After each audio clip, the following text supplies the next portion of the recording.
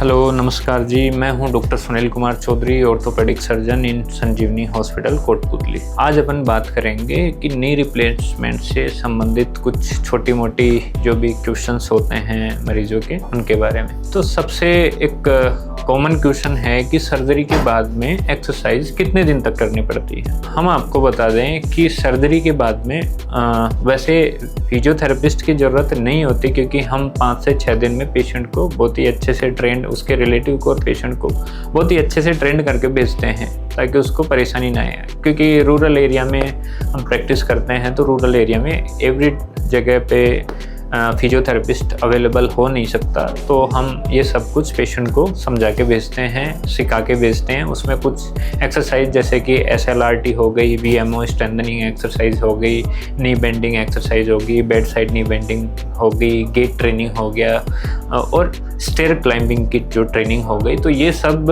Training हम मरीज़ को खुद से 4 से 5 दिनों में मरीज़ और उनके रिलेटिव्स को ट्रेंड करके भेजते हैं। तो पेशेंट ना कर पाएँ तो फिर अपने को उस कंडीशन में ज़रूरत पड़ती है, अदरवाइज नहीं। सेकंड क्वेश्चन आता है कि सर्जरी के कितने दिन बाद में अपन प्रॉपरली सीढ़ियाँ चढ़ सकते हैं।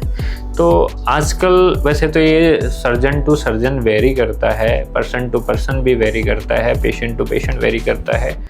आजकल कुछ गाइडलाइन हैं कि अपन ऑपरेशन के तुरंत बाद सीढ़ियाँ चला सकते हैं, बट उसमें क्या है, पेशेंट को पेन थोड़ा सा ज़्यादा होता है। तो मैं इस बारे में आपको राय दूंगा कि अपन 2.5-3 महीने अगर अपन सीढ़ियाँ चढ़ना अगर अवॉइड कर सके तो आई थिंक वो ज़्यादा बेटर रहेगा, ताकि जो इंटरनल हीलिंग है वो अपनी बहुत ही अच्छे से हो सके। तो वो फिर खुद का सेल्फ डिसीजन भी है, बट मेरी राय ये है कि आप 2.5 से 3 महीने सीढ़ियाँ ना चढ़े तो ज़्यादा बेहतर होगा। उसके बाद में अपना अगला क्वेश्चन आता है कि सर्जरी के बाद गाड़ी चला सकते हैं कि नहीं। यस, बिल्कुल आप गाड़ी चला सकते हैं, डेफिनेटली कोई इश्यू नहीं आएगा। बट इंटरनल हीलिंग के बाद में 2 से 3 महीने बाद में कोई प्रॉब्लम नहीं आएगा आपको गाड़ी या मतलब बाइक चलाने में या फिर 4 व्हीलर चलाने में, तो आप चला सकते हो डेफिनेटली। उसके बाद में है कि सर्जरी के कितने दिन बाद में किचन में खड़े होकर के अपन काम कर सकते हैं। वैसे तो देखो,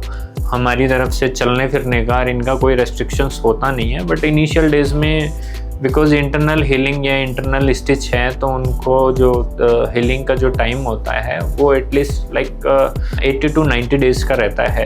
तो थोड़ा सा स्वेलिंग आ सकता है खड़े रहने से, अदरवाइज आप सर्जरी के बाद में स्टिच कटने के बाद में भी खड़े होकर काम कर सकते हो, बट उसमें थोड़ा सा स्वेलिंग का डर रहता है। Otherwise after 15 days you can do anything. क्या सर्जरी के बाद में चौकड़ी मार के बैठना सही होता है? आजकल कुछ सर्जन करवाते भी हैं इसमें, बट मेरी राय ये है कि देखो, स्क्वाट पोजीशन है और फ्लोर सिटिंग है, उसकी वजह से अपन वो अवॉइड करें तो ज़्यादा बेहतर है, क्योंकि हम नहीं चाहते कि अपने इम्प्लांट के ऊपर स्ट्रेस आए।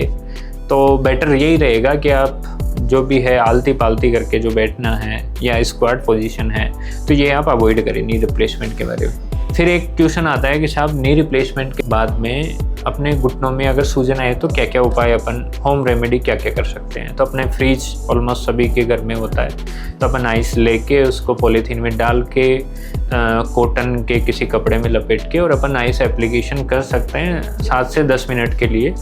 इसके साथ में अपन क्रैप बैंडेज यूज कर सकते हैं, साथ में अपन थोड़ा एलिवेशन रख सकते हैं, और जो VMO स्ट्रेंथनिंग और जो भी है स्टैटिक क्वाड्रिसेप्स एक्सरसाइजेज हैं, ये अगर अपन करेंगे तो इसमें, और साथ में कुछ मेडिसिन भी आती हैं स्वेलिंग को रिड्यूस करने की, तो ये अपन लेते हैं तो ये रिजोल्व हो जाएगा।